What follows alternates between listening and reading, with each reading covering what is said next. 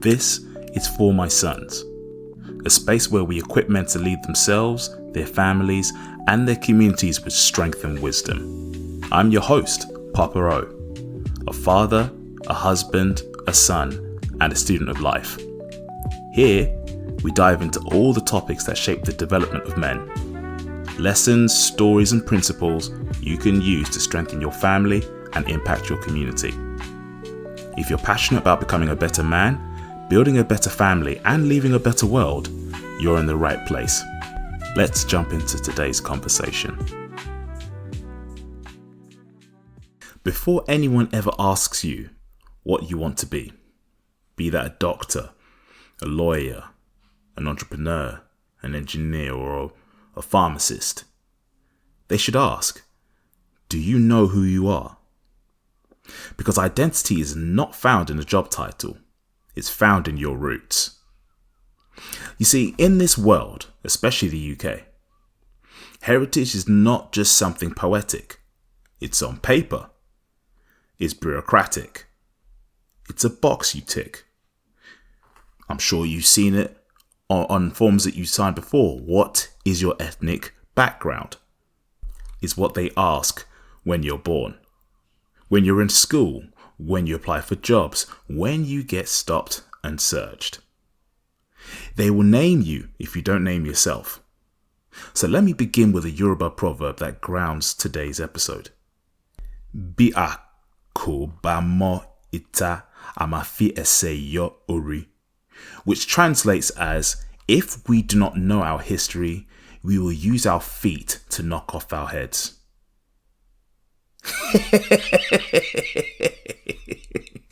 Do you know what I'm laughing at? Look, I know I start with every podcast as a with a Yoruba proverb. Yeah, you gotta admit, some of these proverbs they make sense, right? After I've translated, and I'll obviously give you the meaning in a sec. But they sound ridiculous. Anyway. Right, back to seriousness here. Right? Heritage is not optional. It's foundational. So as such, I like to be clear on terminology. So let's be clear on terms. Heritage is the inheritance of your ancestors, not just the physical traits, but traditions, values, worldview, languages, and beliefs. Culture is the daily expression of that heritage. How we eat, how we greet, how we dress, how we worship, how we raise our children. Ethnicity is the classification that governments and states use to define us, usually by ancestry or physical traits. So I know it's been quite some time since I rolled out some stats, so no problem, I have some for you here. Now, according to the 2021 UK census, nearly 4.2% of the population, as in the UK population, identifies as Black, British, Caribbean, or African. That's over 2.4 million people. Each of them is asked to define their ethnic origin when applying for school, healthcare, or even a driver's license. Why? Because your heritage impacts how you are seen and how systems treat you. Here's another stat. According to the Office of National Statistics and the Department of Education data, 1 in 3 Black Caribbean and 1 in 5 Black African boys in the UK are raised in lone parent households. That's not just a parenting stat, that's a heritage risk. Because if fathers aren't present or aren't engaged, who tells them the stories?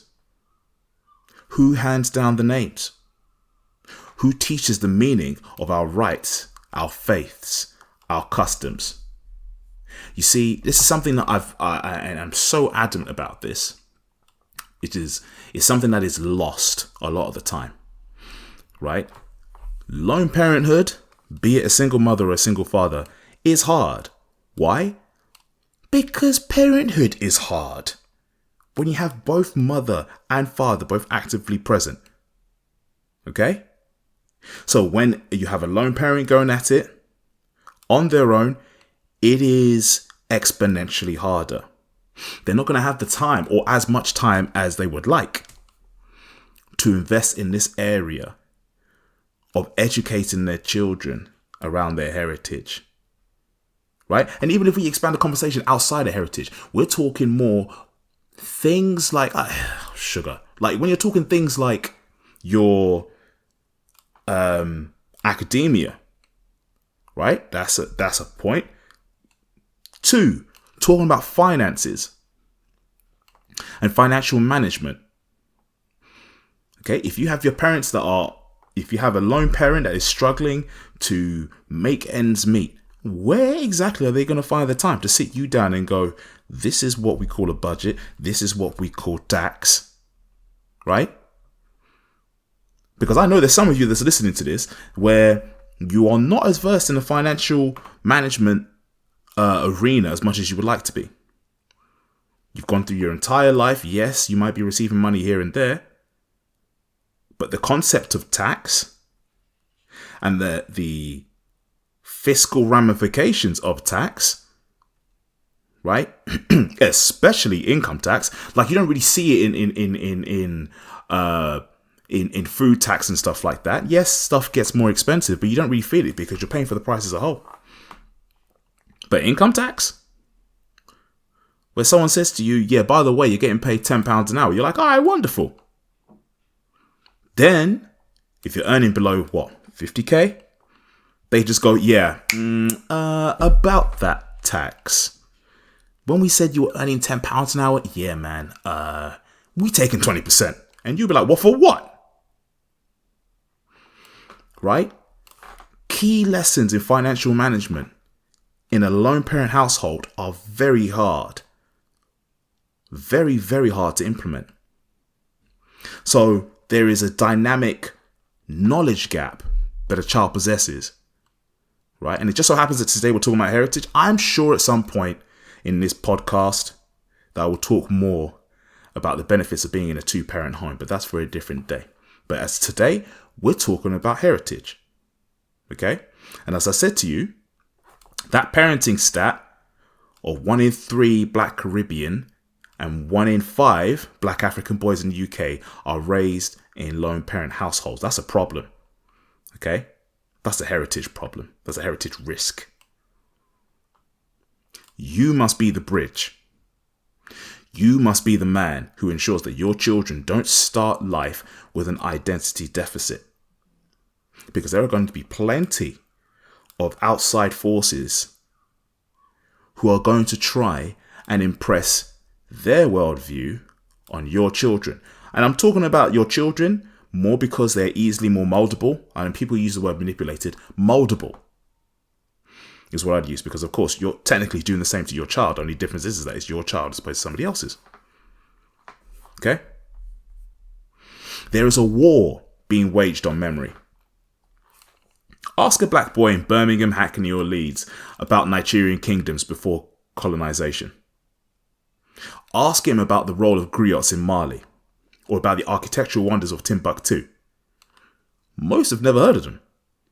Most are going to be looking at you like, well, what is this guy talking about? Right? This is no accident. Less than 1% of the English national curriculum covers Black British history in any real depth. Our history is optional, not essential. This creates silence, and in that silence, ignorance grows. Now, in a previous episode of this podcast, I touched on the importance of knowing your history, right? And I said then, and I'll say it again now, when history is not taught in school, it is up to you to learn it. We can no longer afford to outsource our education. The internet has made it possible to reclaim what was stolen, erased, or simply ignored. Right? And if I haven't I'm sure I have spoken about it. Right? School is very good for, I'd say, 2 things. Academia, right? And social interaction. Right? Because the more people you are exposed to, I would say really the better rounded you are in order to handle life as an adult. If you only speak to 5 people your entire life, you get a massive culture shock when you decide to go to university or you decide to work in the big bad world, right? Those are the 2 things that The school does. Now, everything else should be on the onus of the parent to teach their children. That is talking about their character, their moral compass, right? Their ethics, their mannerisms. Again, things like their worldview. This is what we're talking about with culture. I've defined it, right? I gave you the terminology earlier on, right? Parents have a lot more responsibility than I think is really being talked about. You should not be leaving it to the school, who is an arm of the state, to raise your children entirely. Sure, they can help, but it should not be left on them to raise your children. A child did not ask to be in this world. You requested for them to be. Be it voluntarily, where you actually decide to sit down, with your partner, your wife, to say, hey, look, let's have some kids. Here's how we're going to plan this out. Or involuntarily. Now, be very clear when I say involuntarily here. I'm talking about someone having a quote unquote whoops moment and the child ends up being a happy surprise. That is what I mean. I'm not talking anything else nefarious. Okay? Anyway, you can learn about the Haitian Revolution, the writings of Chinua Achebe, the empires of Benin and Songhai, or the lives of Black British icons like Olive Morris and Paul Stevenson, all at your fingertips. You just have to care enough to search. But the danger is not just ignorance, it's assimilation. Then comes the pressure to blend in, to quote unquote speak properly, or to avoid ethnic food smells at school. To shorten Oluwafemi to Femi, then to J. You know what that is? That's cultural erosion. And when men forget where they're from, they become malleable. They shapeshift to survive. That's not confidence, that's disorientation. We were not made to assimilate. We were made to stand. But how can you stand if you've got no soil beneath your feet? Your heritage is not a costume you wear during Black History Month. It is your root system. And if your roots don't go deep, you will always be at the mercy of the winds.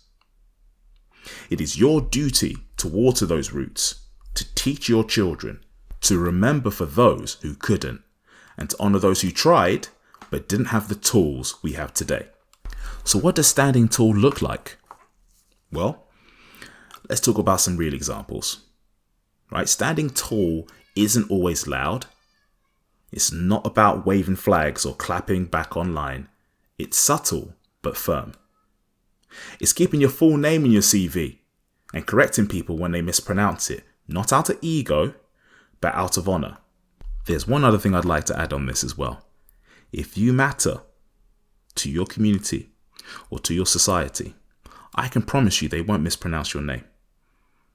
They will go out of their lengths to pronounce your name correctly. Let me give you an example.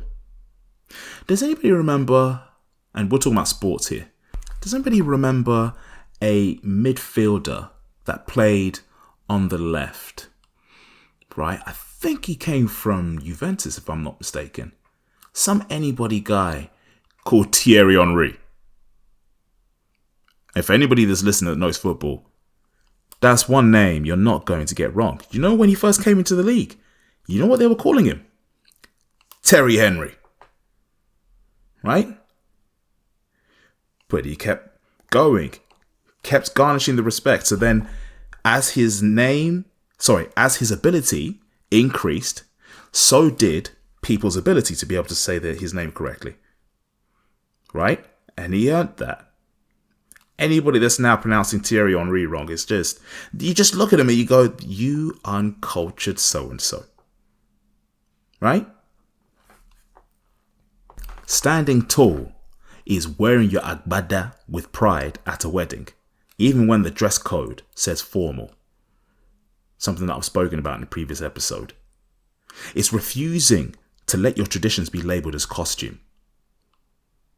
It's teaching your kids Yoruba phrases like ekrole, which means good evening, and shidadani, are you well?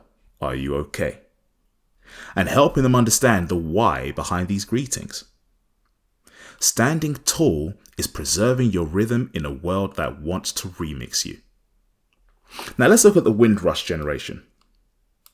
These were Caribbean men and women invited to the UK between 1948 and 1971 to help rebuild the British economy after World War II. Right? Fair. The country needed workers to drive buses, run hospitals, clean trains, build infrastructure. Britain turned to its colonies. So they came, with hope, with suitcases, and with culture. But many were told to assimilate, not to integrate, to assimilate. That meant letting go of patois, abandoning traditions, being British in a way that pleased the system. And in doing so, some lost their roots. They gave, but were not always welcomed. This happened with others too. Nigerians, Ghanaians, and others were recruited in the 1960s and 70s to serve as extended workforce, especially in the NHS and transport sectors. The price of economic inclusion was often cultural dilution. But here's the hope. Their children, I'm a part of that, you know what I'm saying? And their grandchildren are now reviving that legacy. Through Caribbean carnivals in Leeds and London, through Yoruba naming ceremonies in Peckham and Camberwell, through books, music, podcasts like this one, that say, we are still here. Now that's revival. We're not starting from scratch. We're picking up threads, reweaving the fabric. It's down to each of us to keep weaving. And if we do this right, our children will grow up in a world where heritage is normalized, where it is natural to know the history of the land you live in and the story of the land you came from. Where being Nigerian, Jamaican, Ghanaian, or Bayesian in the UK isn't a contradiction, it's a celebration. And that only happens when we stand tall and do the work today. So again, we've reached part of the episode where I'd like to give you some practical advice, suggestions, however you want to call it. Right? And I have 5 practical ways to help reclaim your heritage. Number 1, talk to your elders. Right? That could be as simple as talking to your parents, could be an auntie, an uncle, your grandparents, whoever is in a generation 2 or 3 about life before they came to the UK. Ask about your clan, your lineage, your origin story. So that's number 1. Number 2, name your children intentionally. Pick names that carry meaning, not just because they sound cool. I cannot begin to tell you how baffled I am by the name selection of some children that I've come across. We've reached a point in time where children are being named spaghetti. I'll say it again for the people in the back. A child is officially called spaghetti. Now, what does spaghetti mean? If anybody could tell me, that would be wonderful, because I can't see it. I can't see it. Right? Every child should have a meaning behind their name. Okay? Definitely behind their surname, because that is typically a surname is carried through from generations. That's the lineage part, right? Absolutely. But first name and middle name, every single one of them should carry a meaning. That child should have been named intentionally. Okay? It's an epidemic when I'm seeing names like hashtag. Right? or finding out that there are there are multiple ways of spelling a name. I'll give an example. Yes, here it is. Erica. Right? Erica, I know it can be spelled in different ways. I say that makes sense, right? Erica, spelling number 1. Erica. Yeah? Green tick.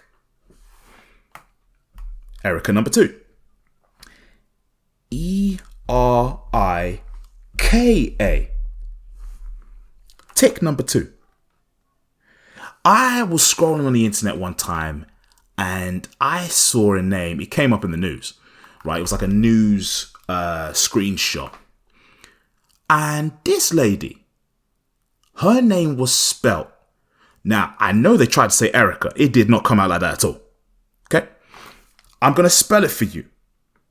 And I've got dyslexia. So I will tell you what it read to me, but what it actually was. Right?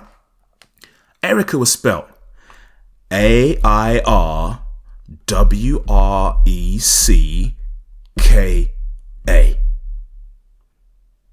Do you know what that looks like it spells?